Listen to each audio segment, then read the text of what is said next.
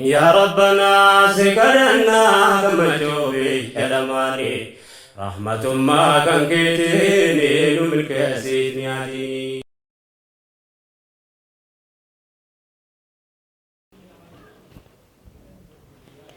بسم الله الرحمن الرحيم الحمد لله رب العالمين الصلاة والسلام على رسول الله صلى الله عليه وسلم. السلام عليكم ورحمة الله وبركاته. إنا لله وإنا إليه راجعون. إنا لله وإنا إليه راجعون. إنا لله وإنا إليه راجعون.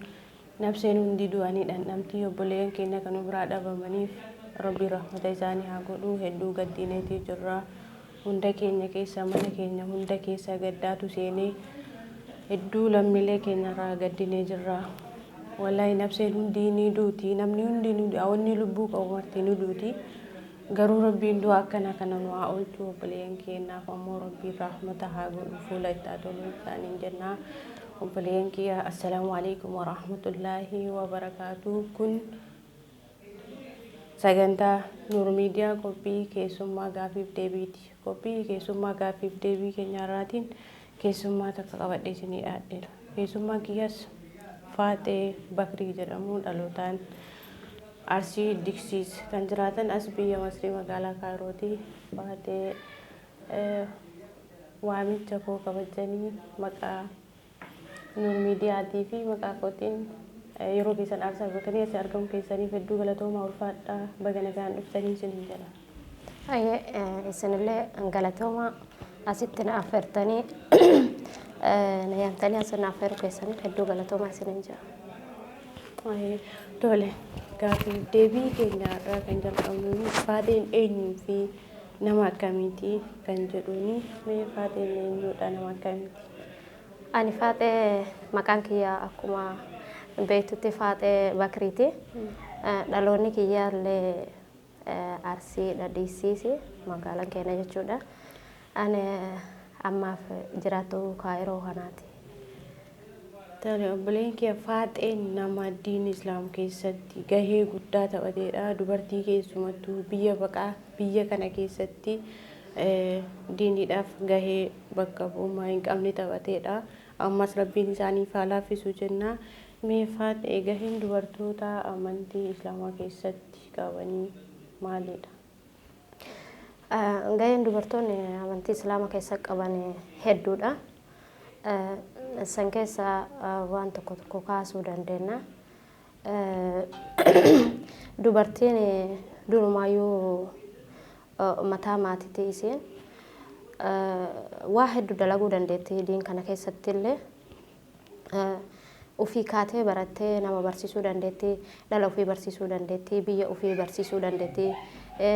Biyya ufii akka amantii kun maal akka ta'e, diin kun akka maal ta'e dubartiin barsiisuu dandeetti. Dubartiin gahee hedduu qabdi maatii keessatti illee. Waa hundumaafuu dubartiin gaheen isii hagana jedhamee hin herregamu. Tokkoffaa yoo fudhanne mana keessarraa namni ilmaan guddisuudhaan biqiltuu ilmaanii diiniin ol kaasuudhaan guddisu irra caalaan gahee dubartii taphattu baay'ee guddaadha. Yoo dubartiin mana keessatti seeraan ilmaan hin guddisne, barumsa diin irratti hin bobbaasne, ilmoon sun bakka diin gahuu hin dandeettu, barumsa diinis baratuu hin dandeettu. Ilmoon tunis waanuma haati irratti bobbaate jechuudha. Kana keessatti abbaan gaheen isaa xiqqoodha. Baay'ee dubartiin gaheen isii mana keessatti ilmaan guddisuu keessatti, abbaa manaa qabdee haala gaariitti jiraachisuu keessatti, bakka inni dogoggoretti gadhaabdee waan san irratti raggorsuu irratti gahee guddaa qabdi. Amma dhiirti tokko yoo akka gaariitti alaawaa dalaguu jiraate namni maal jedhaan dubartii cimtutu isa duuba jiraa jedhaan. Saniifuu gaheen dubartii diin keessatti illee baay'ee, hawaasa keessatti illee baay'eedha. Kana namni hunduu beeka. Tole diin keessatti gahee hanga kana qabatte dubartiin hawaasummaa keessattuu gaheen dubartiin qabdu maalidha? Hawaasummaa keessatti illee gaheen dubartiin qabdu hedduudha.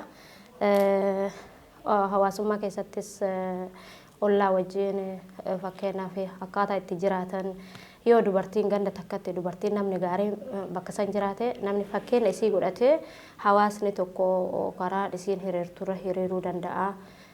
fakkeenya isii godhatee dhalli isii duuban dhufu waan gaarii dalaguu danda'a.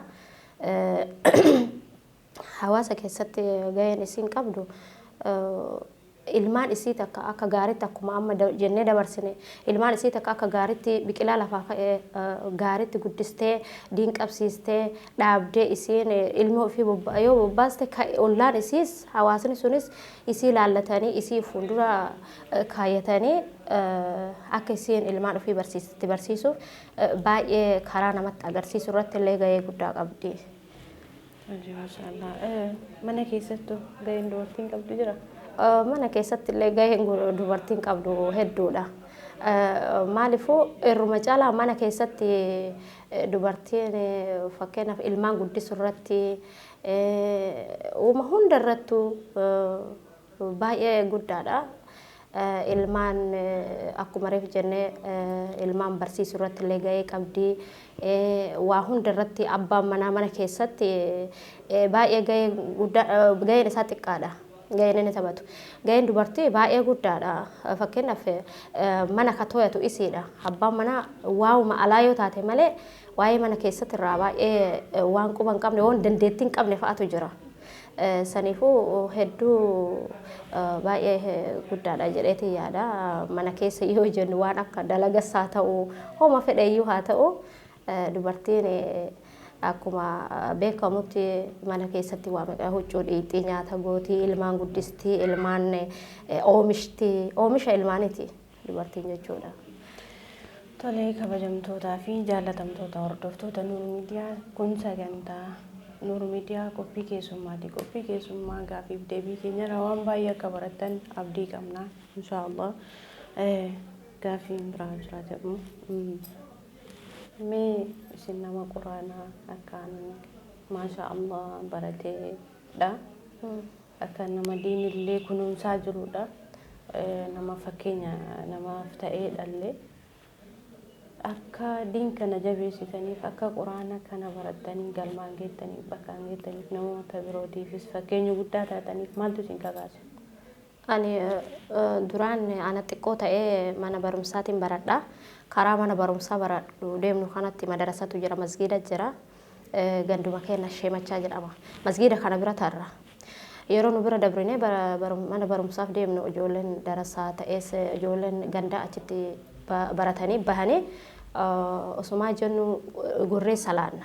Xixiqqoo ta'anii gorree osuma salaannu sheen achi keessa yeroo qarasa yeroo dhaga'u goreetiin quraan akkami quraana kana jee osuma jennu sheen baradhaan hunjaani in baranna shee arabu gurru jennaani ganda keenya isaantu nama fakkeenya naa ta'e ollaasanii qarasanii barumsa kanarra si fayyadaniin kun waliin oofadhu galgala isa qara'ii ganama isa qara'ii yeroo naan ja'a asrii booda dhaqee osoo qara'u booda anas natti mi'aayee barumsa sanuu gadhiisee barumsa mootummaa sanuu gadhiiseetiin gara quraanatti deebi'ee achirraa quraana gadi lakkisne ana alhamdulillah ittuma fufee hanga biyya birallee deemee baradhu ta'e jechuudha biyya keenyarraa ba'ee. Hayyee mee kana keessatti maatii irraas haa ta'u hiriyoota irraas haa ta'u barsiisaa keessan irraas haa ta'u namni akka fakkeenyaatti qabatanii fakkeenya sadarkaa kana ga'uudhaaf fakkeenya isinii ta'e jira? Yeroo duraate akkuma siin jedhe haaluma saniin eegalee booda anis alhamdulillah fedhuma rabbiiti quraana kana dhiisuu hin dandeenye yeroo hedduu deddeebi'ee yeroo mana barumsaa dhiisee qara'u abbaan kiyya na arginaan halaas karaan kun karaa gaariidha lachuu gadi hin dhiisin osoo naan jiru ankaan gad dhiisee arginaan abbaan kiyyas baay'ee na gargaare mana keenya keessaa namni akka quraana qara'u na godhee na gargaare eega an qabadheen booda abbaa kiyya. Yeroo an barumsa gadhiisettillee maaf barumsa gadhiiste naan hin jenne garabbiin diinsi barsiise deenkeetirra ciminaan jee yeroo hedduu biyya namallee yeroo an deemee baradhutti achitti nama dhufee na gargaara abbaan kiyya fakkeenya guddaa maatii keenya keessaa kana ta'e kana gargaares abbaa kiyya. Maashaallah dirqamatu isaan irra jira. Tole maashaallah waan baay'ee namatti toludha. Bu'uura kanaaf kan ka'umsa ta'e abbaadha jechaadha. Abbaan gaachanaa kan mataan ta'anii rabbi umrii isaanii dheeressu. Tole mee dhumarratti dhaamsi isin akka waliigalatti qabdan dubartootaaf keessumattuu dubartoota baqatanii biyya alaa jiranis haa ta'u kanneen biyya keessa jiraniif dhaamsi akka waliigalatti dubartiidhaaf isin qabdan maalidha? Wallahi dhaamsi an dubartii qabu hedduu.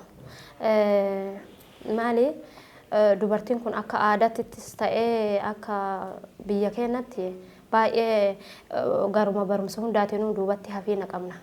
Ammas akkuma maatiitti illee maatiin maanuu dubartiin barattee eessa geetti illee nama keenya keessa jira. Sanumaaf nutis baay'ee mataa keenya gaccabsine dhugaadha dubartiin eessa geetti dubartiin ni deemti yookiin ni heerumti maal jedhanii waan akkasii jechi sun galata jechuun dogoggora. Maaliif jennaan yoo dubartiin hin baranne yoo dubartiin barattee mana keessatti maatii tokko keessa yoo hin jiraanne maatiin sun jaamee guddata jaamee jiraata. Saniifuu gaheen dubartiin baratu baay'ee guddaadha. Maatima hunduma keessayyuu akka dhiira baratuu fi barsiisuu fi tattaaffii namni keenya godhu silaa dubartiilleen akka dhiiratti barattee wal qarqabeeti wanni kun akka bakka ga'u taasifama. Dubartiin yoo baratte baay'ee guddaadha. Ani ammas wanni isaanillee dhaamu barumsi waan akka aadaa keenyaa fi jecha uummata keenyaa sun dogoggora akka ta'e beekanii barumsatti gabbahanii baratuudha. Ammallee barumsi kun hedduu yeroollee gaafata sabrii gaafata. Sabrii kana mootuyyuu itti beektee quraanni keessumattuu quraanni sabrii si gaafata. Sabrii kana sabbartee quraana kana rabbiin abbaa ofii fedheef quraana kenna. Abbaa ofii fedhee immoo badhaasa nama hundaa miti. Saniif silaa dhaloonni keenya hundi hawaasni keenya hundi dubartii isaanii irra caalaa diin irratti bobbaasanii baay'ee gaariidha. Maaliifuu dubartiin tun mana keessaa yoo barumsa qabaanne oomishni bu'uurri oomishaa dubartii waan ta'eef dubartiin barumsi isirra jira. Baratutu isirra jira. Ammas wanni aan irra deebi'ee dhaamu baradhaa barumsi waan gaariidha. Barumsi diin kun immoo irra caalaa barumsi hunduu nama osoo fayyadu barumsi diin irra caalaa